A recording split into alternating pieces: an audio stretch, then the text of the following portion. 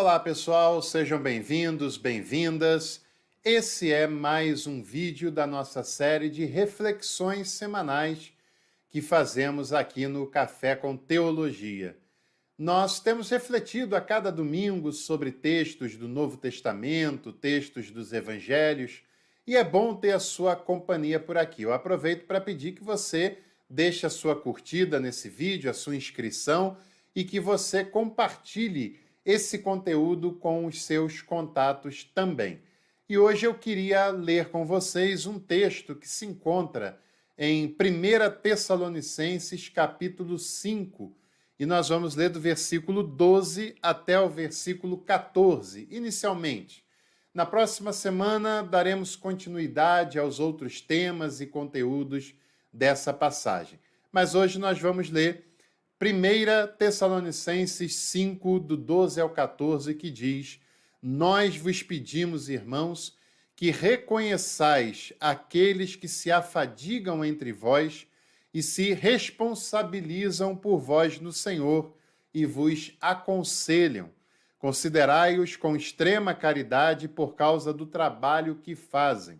Vivei em paz uns com os outros.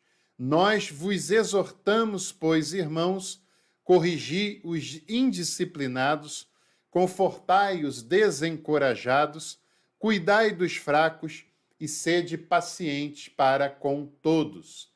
São conselhos práticos bem interessantes que o autor dessa passagem deu para aquela comunidade, que geralmente, quando nas raras vezes que nós ouvimos falar sobre esse texto, nós ouvimos aplicações do tipo: você deve honrar o seu pastor.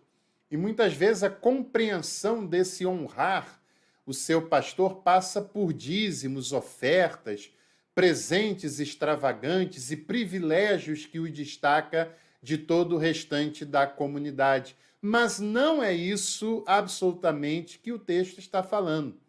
Até porque nós estamos falando de um momento em que a comunidade era tão somente o ajuntamento de um pequeno grupo de pessoas que compartilham da fé em Jesus.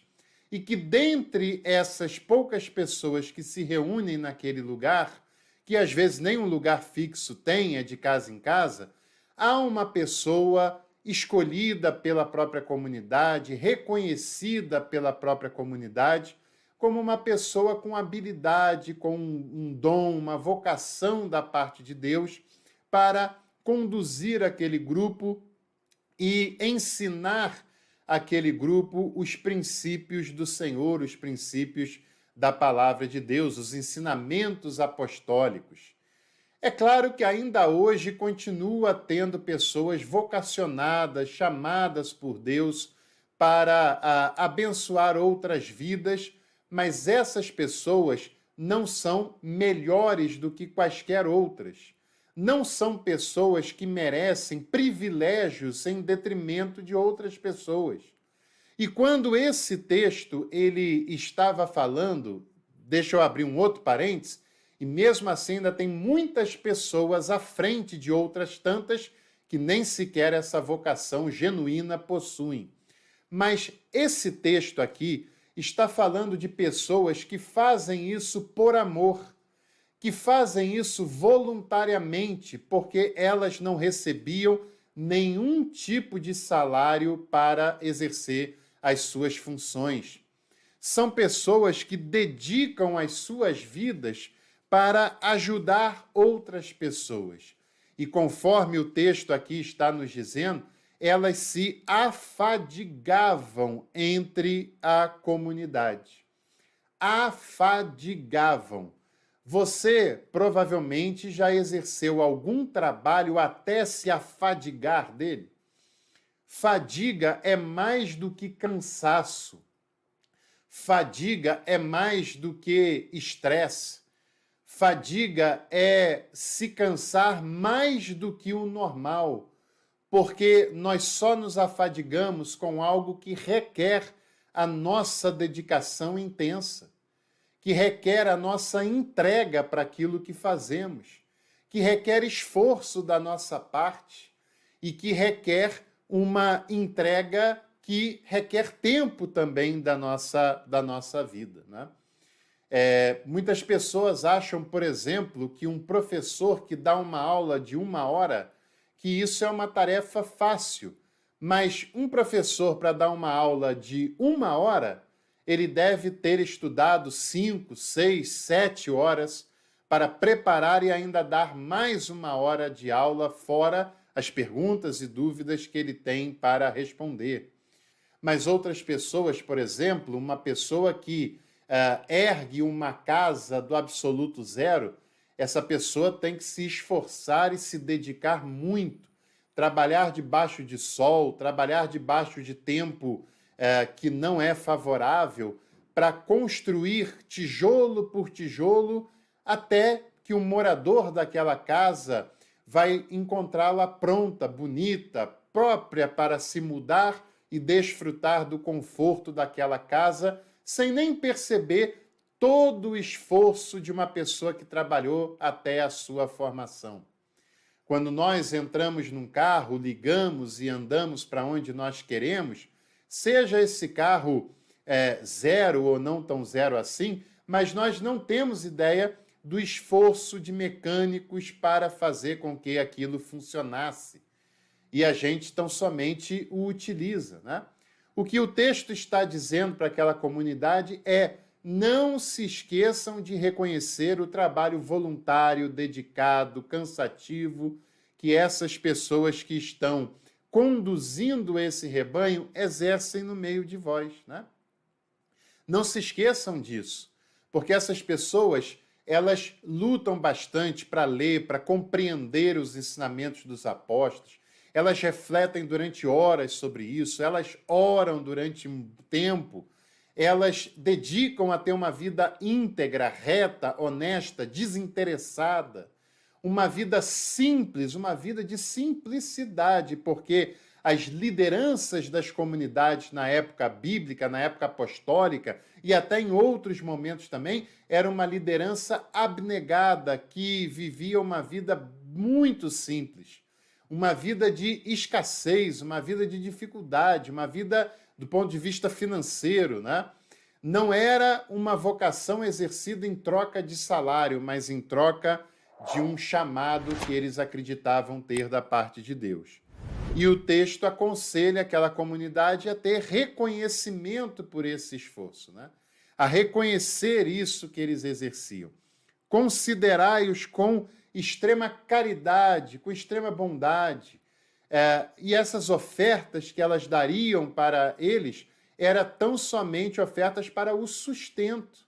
E nós devemos reconhecer, sim, quem exerce trabalhos que nos ajudam, que nos fazem crescer, que nos fazem ser seres humanos melhores, que nos ajuda a nos tornarmos pessoas mais equilibradas, seja pessoas ligadas à espiritualidade, à intelectualidade ou até de outras áreas que muitas vezes nós não reconhecemos.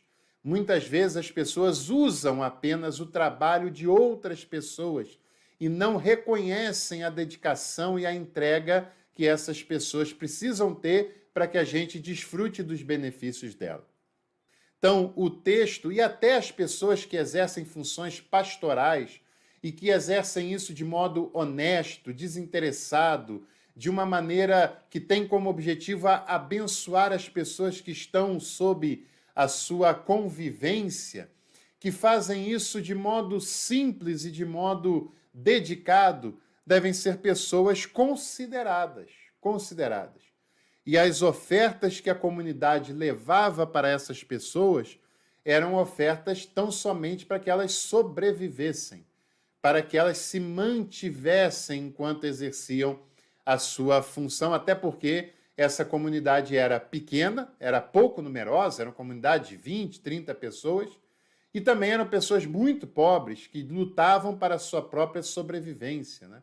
E isso era compartilhado. Quando a gente lê a Didaqué, tem esse texto aqui na íntegra no canal, que é um texto do ano 100, diz que as pessoas, inclusive aqueles que são profetas, se eles quiserem sobreviver das ofertas da comunidade, eles têm que trabalhar no meio daquela comunidade. Devem se estabelecer, se identificar, ser como um deles e trabalhar como qualquer outra pessoa trabalha para o bem da comunidade. Isso é muito interessante, também um valor aqui, né, de Tessalonicenses. Vivei em paz uns com os outros. Isso se aplica a qualquer convivência humana que nós possamos ter, seja em casa, na igreja, no trabalho, seja na vizinhança, seja no lazer, seja onde for. É uma recomendação neotestamentária que vivamos em paz com todos, né? Não apenas com quem é igual, com quem pensa da mesma maneira, com quem tem as mesmas opções, com quem faz as mesmas escolhas que a gente, não apenas com quem tem a mesma fé que nós expressamos e declaramos, mas vivei em paz uns com os outros. Isso se aplica a qualquer contexto. E aí, esses versículos que nós selecionamos, por hoje, termina no 14 dizendo: nós vos exortamos que façam algumas coisas. Esse é o papel do comunitário e que nós devemos fazer em qualquer ambiente de modo sábio, de modo com interesse a ajudar as pessoas e sem ser de uma maneira invasiva, né? Sem ser de uma maneira tóxica, sem ser de uma maneira que invada a privacidade das pessoas. Mas ele diz: exortamos que corrigir o indisciplinado. Uma pessoa indisciplinada deve ser corrigida. Uma pessoa desencorajada deve ser confortada. E uma pessoa fraca deve ser cuidada. E todas as pessoas devem receber de nossa parte paciência. Que coisa interessante. Quem é indisciplinado, corrija, não passe a mão, mas corrija com o propósito de recuperar essa pessoa, não apenas de expor essa pessoa, né? A pessoa que é desencorajada, ela deve ser confortada e muitas vezes ela é espancada moralmente. Uma pessoa fraca também não deve ser exposta, mas ela deve ser cuidada, porque ela provavelmente só é fraca porque ela precisa de cuidados especiais. E todas as pessoas, em algum momento da vida, precisam ser cuidadas, porque nos sentimos fracos, nos sentimos fragilizados. E diante de uma pessoa fragilizada, não aquela que se faz de fragilizado, mas de quem de fato está, é preciso que nós exerçamos o cuidado para que ela se fortaleça. Uma pessoa fraca precisa disso. E todas as pessoas, sem exceção, precisam de paciência. É claro que algumas pessoas no nosso convívio desafiam a nossa capacidade de exercer paciência. Mas não só elas, como nós também e qualquer outra pessoa, nós precisamos que tratem a gente com paciência. Então, nós também devemos ser pacientes para com todos. E como eu disse, esses conselhos de Tessalonicenses se aplicam a qualquer vivência comunitária, não apenas aquela vivida em uma igreja, mas em casa, no trabalho, na comunidade, na vizinhança, enfim, onde nós estivermos. Se você gostou, deixe seu like, inscreva-se no canal e eu desejo que você e a sua família tenham uma semana de paz, de tranquilidade e que possamos todos nós exercer a bondade e a paciência para com todos e todas. Um abraço e até o próximo Café com Teologia.